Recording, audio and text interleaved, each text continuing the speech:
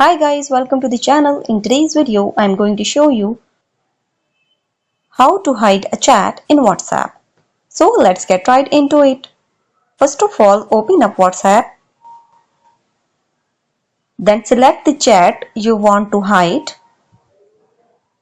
You can hide your chat by chat lock.